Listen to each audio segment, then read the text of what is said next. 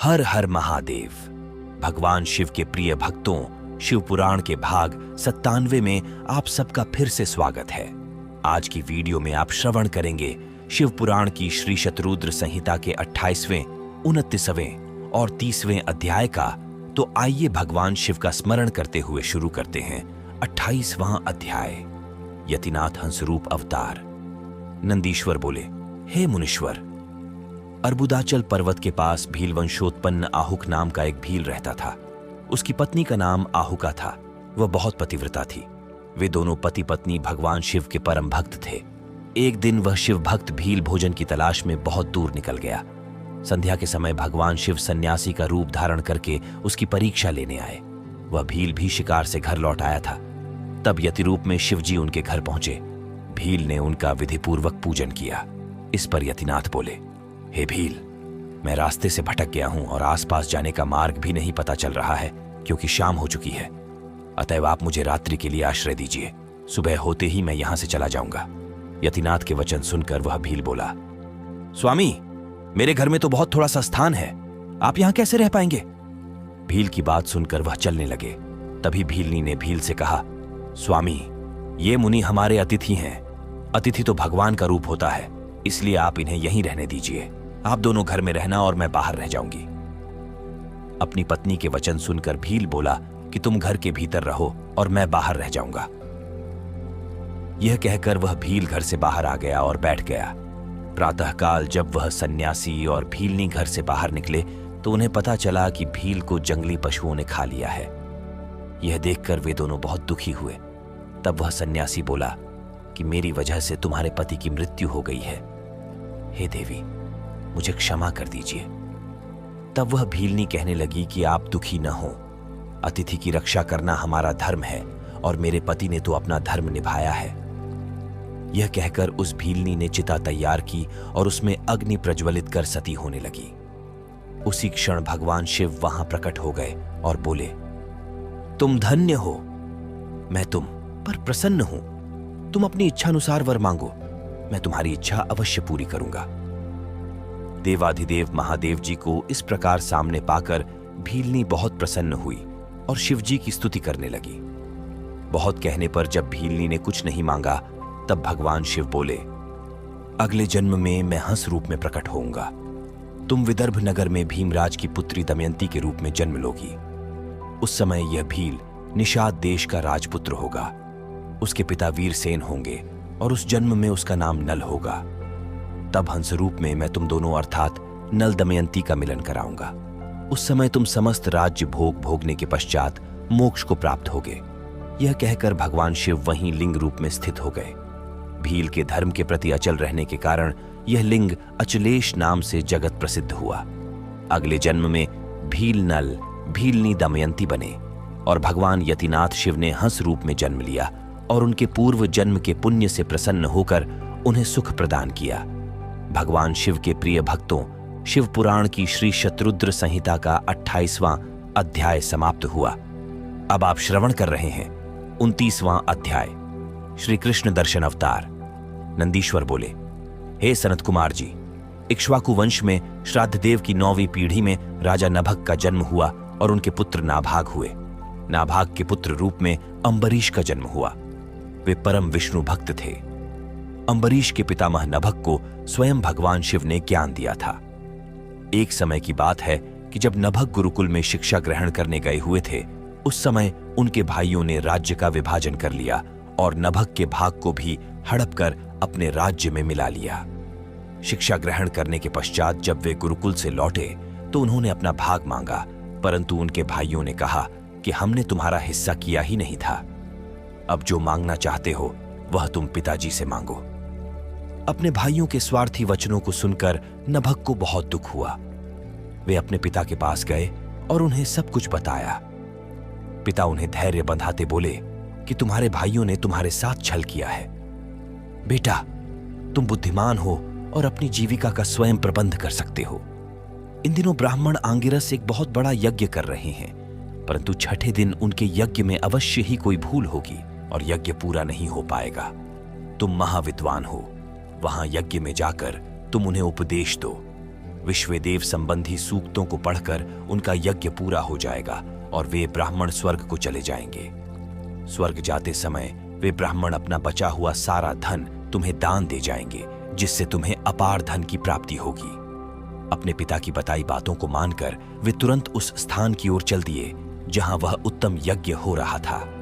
वहां पहुंचकर नभग ने उन सूक्तों का स्पष्ट उच्चारण किया, जिससे आंगिरस ब्राह्मण का यज्ञ पूर्ण हो गया। वहां उपस्थित सभी ब्राह्मण अपना सारा धन नभग को सौंपकर स्वर्ग चले गए। जैसे ही नभग उस धन को लेने लगे, वहां शिवजी कृष्ण दर्शन रूप में प्रकट होकर बोले, हे नभग, तुम ये धन नहीं ले सकते, क्योंकि यह धन मेरा है, इस पर मेरा अधिकार है। उत्तर देते हुए नभग बोले कि यह सारा धन ऋषि मुझे देकर गए हैं, इसलिए यह मेरा है। इस प्रकार उन दोनों में वाद विवाद आरंभ हो गया। तब कृष्ण दर्शन ने कहा कि हम दोनों आपके पिता मनुआद्य देव के पास चलते हैं, वे जो भी निर्णय देंगे वह मुझे मान्य होगा। इस प्रकार नभग और श्री कृष्ण दर्शन मनु श्राद्ध देव के पास अपना विवाद सुलझाने के लिए पहुंचे। उनकी बातें सुनकर श्राद्ध देव ने अपने पुत्र नभग से कहा, हे पुत्र, इस यज्ञ की सभी वस्तुएं देवाधिदेव भगवान शिव की हैं। यदि वे अपनी कृपा करें तो वह तुम पा सकते हो। तुम उनकी स्तुति करो, वे तुम्हारे अपराध को अवश्य ही क्षमा कर देंगे। भगवान शिव ही अखिलेश्वर और यज्ञ के अधिष्ठाता हैं।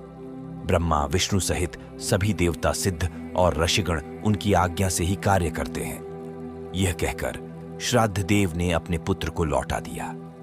नभग पुनः यज्ञ भूमि में पहुंचे और भगवान शिव की हाथ जोड़कर स्तुति करने लगे।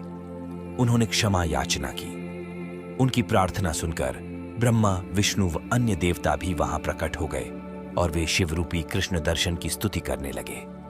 तब प्रसन्न होकर वे बोले, हे पुत्र नभग, तुम्हारे पिता के वचन बिल्कुल सत्य हैं। मैं ही यज्ञ का अधिष्ठाता हूं और तुम्हारी उत्तम स्तुति से प्रसन्न हुआ हूं। मैं तुम्हें सनातन ब्रह्म ज्ञान देता हूं। तुम महाज्ञानी हो और सब अभीष्ट वस्तुओं को ग्रहण करो। यह कहकर भगवान शिव अंतर्धान हो गए। सब देवता भी उनके गुणों का गान करते हुए अपने अपने धाम को चले गए। श्राद्ध देव भी नभग के साथ अपने घर चले गए। इस लोक में अनेक सुखों को भोग कर मृत्यु के उपरांत वे शिवलोकवासी हुए। इस प्रकार मैंने भगवान शिव के कृष्ण दर्शन नामक अवतार का वर्णन किया। इसे सुनने अथवा पढ़ने से सभी प्रकार के लौकिक और पारलौकिक मनोवांछित फलों की प्राप्ति होती है। भगवान शिव के प्रिय भक्तों, शिव पुराण की श्री शतरुद्र संहिता का 29वां अध्याय समाप्त हुआ। अब आप श्रवण कर रहे हैं 30वां अध्याय, भगवान शिव का अवधूतेश्वर अवतार।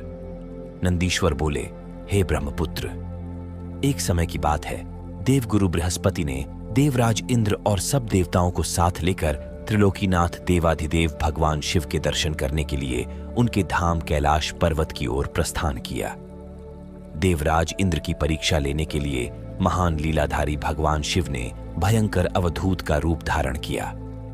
अग्नि के तेज से प्रज्वलित विशालकाय वे पुरुष बीच रास्ते में ही विराजमान हो गए। बृहस्पति जी के साथ इंद्र व अन्य देवता अद्भुत विशालकाय आकार वाले पुरुष को अपने मार्ग में बैठा देखकर आश्चर्यचकित हो गए। इंद्रदेव क्रोधित हो उठे। वे भी भगवान शिव को नहीं पहचान सके। वे पूछने लगे, तुम कौन हो? तुम्हारा क्या नाम है और तुम कहां से आ रहे हो? मुझे जल्दी से बताओ। भगवान शिव क्या अपने स्थान पर ही विराजमान हैं या फिर कहीं गए हुए हैं? मैं देवगुरु अन्य देवताओं के साथ कल्याणकारी परमेश्वर के दर्शनों के लिए यहां आया हूं। उनकी ऐसी बातों और प्रश्नों को सुनकर भी अवधूत रूप धारण किए शिवजी ने कोई उत्तर नहीं दिया। देवराज ने दोबारा पूछा। शिवजी फिर भी चुप रहे। देवराज इंद्र के बार बार पूछने पर भी महायोगी शिवजी कुछ नहीं बोले। तब देवराज अपने ऐश्वर्य के घमंड के कारण क्रोधित हो उठे और जोर से चिल्लाते हुए बोले, ओ मूर्ख, मेरे बार बार पूछने पर भी तू कोई उत्तर क्यों नहीं देता है? अब मैं तुझे तेरी करनी का फल देता हूं और तुझ पर अपने वज्र का प्रहार करता हूं। देखता हूं तुझे मुझसे आज कौन बचाता है। यह कहकर देवराज इंद्र ने अपने हाथ में वज्र उठा लिया और शिवजी पर प्रहार करने लगे। लेकिन भगवान शिव ने इंद्र को वहीं जड़ कर दिया। उनका हाथ अपने स्थान से हिल न सका। अब तो इंद्र क्रोध में अपना आपा खो बैठे। ये दृश्य देखकर देवगुरु बृहस्पति भगवान शिव को तुरंत पहचान गए।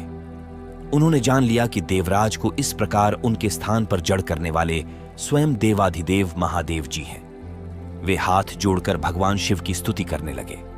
फिर उन्होंने शिवजी से देवराज इंद्र के अपराध को क्षमा करने की प्रार्थना की। बृहस्पति जी बोले, भगवान, अपने नेत्र से निकली हुई ज्वाला से इंद्र की रक्षा करो, उसे जीवन दान दो। तब भगवान शिव बोले, क्रोध में निकली इस ज्वाला को मैं वापस नहीं ले सकता। शिव जी के इन वचनों को सुनकर बृहस्पति जी बोले कि आप इस ज्वाला को कहीं और स्थापित कर दीजिए। यह सुनकर शिव जी मुस्कुराए और बोले, हे देव गुरु, इंद्र की जीवन रक्षा करने के कारण आप जगत में जीव नाम से भी प्रसिद्ध होंगे। यह कहकर उन्होंने अपने नेत्र से निकली ज्वाला को हाथ में लेकर समुद्र में फेंक दिया। समुद्र में गिरते ही वह ज्वाला एक बालक के रूप में प्रकट हो गई। वह बालक सिंधुपुत्र जलंधर के नाम से विख्यात हुआ। भगवान शिव ने ही देवताओं के आग्रह पर उसका वध किया था। अवधूत रूप में ऐसी लीला करके शिवजी वहां से अंतर्धान हो गए और देवराज इंद्र, बृहस्पति जी व अन्य देवताओं के साथ प्रसन्नता पूर्वक घर को लौट आए। भगवान शिव के प्रिय भक्तों, शिव पुराण कथा की श्री शतरुद्र संहिता का 30वां अध्याय समाप्त हुआ। इसके आगे का वृतांत आप अगले भाग में श्री शतरुद्र संहिता के 31वें अध्याय में श्रवण करेंगे। अगर आपने इससे पहले के अध्याय श्रवण नहीं किए हैं तो आप धर्म भाव चैनल पर जाकर संपूर्ण शिव पुराण का श्रवण कर सकते हैं। वीडियो पसंद आई हो तो वीडियो लाइक जरूर करें, और अगर आपने चैनल को सब्सक्राइब नहीं किया हो तो चैनल को सब्सक्राइब कर बेल आइकन दबाना ना भूलें, ताकि आने वाली वीडियो सबसे पहले आपको मिल सके। हर हर महादेव।